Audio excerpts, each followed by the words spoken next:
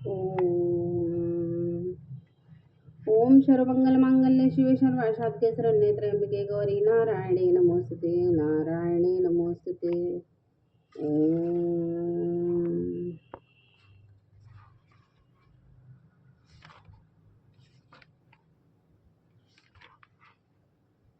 जय हो माता रानी।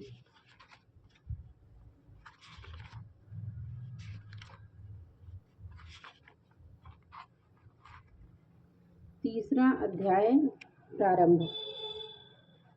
इसके बाद ऋषि ने कहा, अपनी सेना का विनाश होते देखकर सेनापति चिक्षुर अत्यंत क्रोध की मुद्रा में देवी से युद्ध करने के लिए उनके सामने आ खड़ा हुआ।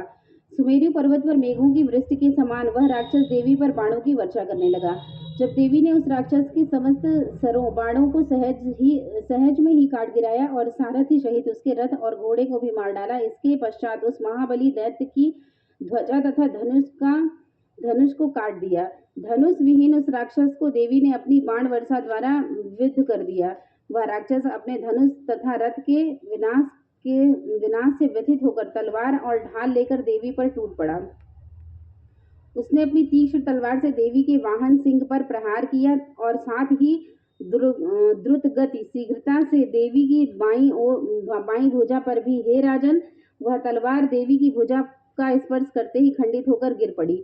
अपने सभी वारों को निष्फल होते देखकर दानव ने अत्यंत कोप करके अपने हाथों में शूल ले लिया। देवी को लक्ष्य करके उस महादानव ने अपने शूल को देवी की ओर फेंका। आकाश में पतित होते हुए सूर्यमंडल के समान वह शूल चमक उठा। अपनी ओर उस शूल को आते देख उसके प्रतिरोध के निमित्त देवी ने भी अपने शूल को निष्पेक्षित किया। देवी के शूल से टकराकर उस दानव का शूल 100 खंडों में टूटकर बिखर गया। इसके विपरीत देवी के चलाए हुए शूल के द्वारा महाबलवान दानव के प्राण निकल गए। सेनापति चिक्षुर की मृत्यु के बाद चामर नामक दैत्य गजारूढ़ होकर देवी के सामने युद्ध के लिए तत्पर हुआ। देवी के सामने पहुंचते ही अपनी ओर से उसने शक्ति चलाई, जिसके प्रत्युत्तर में देवी ने अपनी हुंकार से ही उस राक्षस को आहत करके भूतल पर गिरा दिया। अपनी शक्ति को चूर्ण होते देखकर चामर बहुत ही क्रुद्ध हुआ।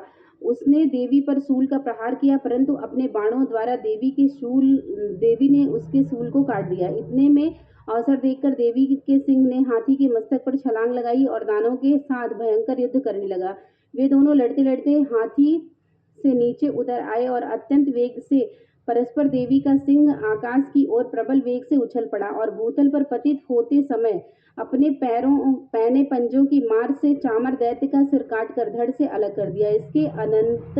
इसके अनंतर उदग्र नामक दानव प्रस्तर खंडों एवं वृक्षों की चोट से घायल होकर देवी के हाथों मारा गया एवं कराल नामक दानव भी मुक्कों थप्पड़ों और दंत छत से घायल होकर अपने प्राण गंवा बैठा। अपनी गदा के प्रहार से देवी ने उद्गत नामक राक्षस को यमपुरी पहुंचा दिया। भिंदपाल नामक हथियार के द्वारा बाष्कल और बाणों से ताम्र और अंधक राक्षसों को धराशायी कर दिया। अपने त्रिशूल द्वारा परमेश्वरी ने उग्रास उग्रवीर एवं महाहनु नामक दैत्य का वध कर डाला। अपनी तलवार के सहारे देवी ने बिडाल दानव के मस्तक का उच्छेद कर दिया। अपने प्रखर बाणों द्वारा देवी ने दुर्धर एवं दुर्मुख नामक दानवों का सफाया कर दिया। अपनी सेना का क्षय होते देखकर महिषासुर भैंसे के रूप में देवगणों को त्रस्त करने लगा। कपटवेशी दानव महिषासुर ने कितनों को ही थूथन की मार से, कितनों को ही खुराघात से और कितनों की पूंछ की फटकार से एवं कुछेक गणों को अपने नुकीले सींगों से विदीर्ण कर दिया। कितने ही गणों को प्रबल वेग से किसी किसी को भयंकर गर्जना के द्वारा किसी किसी को घुमाकर तथा कितनों को ही अपने प्रक्षेपित वायु के प्रबल झोंकों से भूमि पर सुला दिया। इस प्रकार गणों की सेना को तितर बितर कर दिया। वह दैत्य देवी वाहन सिंह को मारने के लिए बड़े वेग से झपट पड़ा। उसने इस दुस्साहसिक कार्य से महामाया को अत्यधिक क्रोध उत्पन्न हो गया। उधर महाबलवान महिषासुर क्रोधातुर होकर अपने खुरों से धरती को कुरेदने लगा और बड़े बड़े शिलाखंडों को सींगों से उठाकर फेंकता हुआ गुरु गर्जन करने लगा। उसके द्रुत गति के दौड़ने के कारण पृथ्वी विक्षुब्ध हो उठी, मानो वह फट जाएगी। उसकी पूंछ की फटकार से सागर पृथक को जलमग्न करने लगे। उसके कंपित सींगों के आघातों से आकाश स्थित मेघ समूह तितर बितर हो गए उस राक्षस के श्वास की प्रचंड वायु के कारण सैकड़ों पर्वत उड़ उड़कर आकाश से धरती पर गिरने लगे। उस महाकाय दानव का लक्ष्य अपनी ओर देखकर चंडिका ने उसके हनन के निमित्त उस पर अपना क्रोध प्रकट किया। सर्वप्रथम देवी ने अपना पास फेंककर उस महाबलशाली दानव को बांध लिया। जब उस राक्षस ने अपने को आबद्ध पाया तो अपने कपट वेश का त्याग कर दिया। इसके अनंतर वह राक्षस कपटी सिंह बनकर देवी के सम्मुख आ गया। अब अंबिका ने ज्यों ही उसका मस्तक काटना चाहा त्यों ही वह मायावी राक्षस खड्गधारी पुरुष के वेश में सामने आ गया। देवी ने महिषासुर को उसी क्षण उसके ढाल तलवार सहित अपनी बाण में वृष्ट के द्वारा बेध दिया।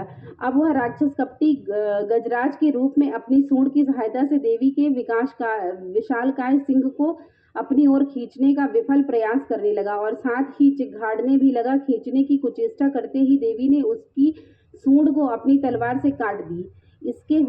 इतना होने के पश्चात वह उस महाशक्तिशाली दानव ने पुनः अपने भैंसे वाले पूर्ण रूप को धारण कर लिया तथा चराचर जीवों में समेत संपूर्ण त्रैलोक्य को संतप्त करने लगा। उस राक्षस की ऐसी उद्दंडता देखकर जगत जननी चंडिका देवी बार बार मधुपान करते हुए अट्टहास करने लगी। वह मदान्वित दैत्य की उद्घृत होकर गंभीर ध्वनि करने लगा और उसने सींगों पर पर्वतों को उठाकर देवी पर उछालने लगा। उस दानव द्वारा शिलाखंडों को अपने बाणों द्वारा देवी विचूर्ण करते हुए कहने लगी। उनका मुख मधुपान के प्रभाव से बोलते समय रक्तिम हो उठा था और उनकी वाणी भी लड़खड़ाने लगी थी। तब देवी ने उस राक्षस से कहा, अरे मूढ़, जब तक मधुपान के रत में हूँ तब तक तू निर्भय होकर गरज ले।